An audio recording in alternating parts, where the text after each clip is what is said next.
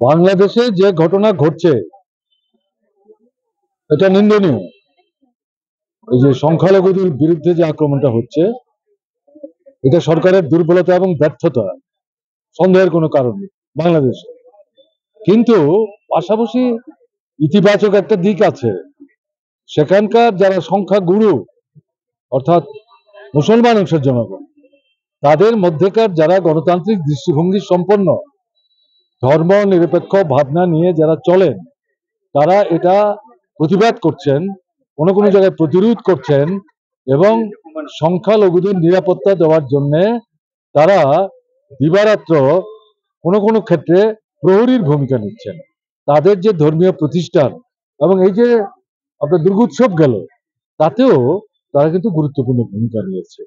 আমাদের দেশে আমরা যেটা লক্ষ্য করছি যে উদ্দেশ্যমূলক ভাবে কিছু কিছু সংগঠন তারা সংখ্যালঘুদের বিরুদ্ধে আক্রমণ হচ্ছে এটা নিন্দা করছেন, এবং এটা কিন্তু শুধু হিন্দু সংখ্যালঘুরা আক্রান্ত হচ্ছেন, হিন্দু সংখ্যালঘু এবং অহিন্দু অমুসলিম সংখ্যালঘু কিন্তু বাংলাদেশে আছে, তারাও আক্রান্ত হচ্ছেন, এটা কিন্তু বলছে না।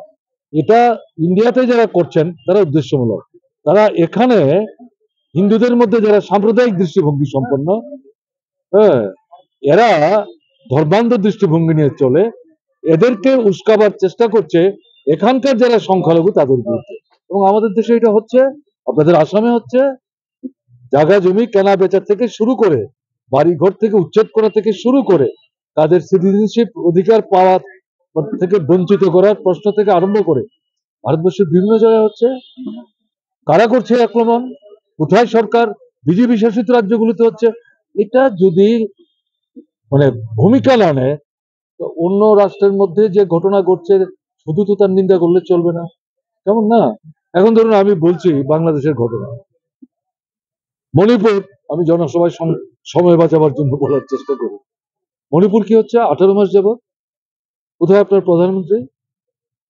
এখানে সংখ্যাগুরু আছেন, একটা ট্রাইবেল আর একটা নন ট্রাইবেল, একটা ছোট্ট রাজ্য, দীর্ঘদিন যাবৎ বসবাস করছেন, কয়েকশো মানুষ খুন হয়ে গেছেন, ৬২,০০০ মানুষ বাড়িঘর ছাড়া হয়েছেন, আসামও কেউ কেউ এসে তারা আশ্রয় নিতে বাধ্য হয়েছেন। এখন কি হচ্ছে? মানুষ ক্ষুব্ধ, মুখ্যমন্ত্রী মন্ত্রী বিধায়কদের বাড়ি ঘরে আগুন দিচ্ছে। এই মুখ্যমন্ত্রীকে রাখছো কেন? প্রধানমন্ত্রী এবং স্বরাষ্ট্রমন্ত্রী, ওখানে তো সংখ্যালঘুরা আক্রান্ত হচ্ছে, তাহলে এই জায়গায় তুমি কার্যকরী ভূমিকা নিচ্ছ না কেন? প্রধানমন্ত্রী 18 মাসে একবার তুমি আসবার সুযোগ পেলে না, এখন ভোটের পরে সারা পৃথিবী ঘুরে বেড়াচ্ছ, মণিপুর ভারতবর্ষের মধ্যে না?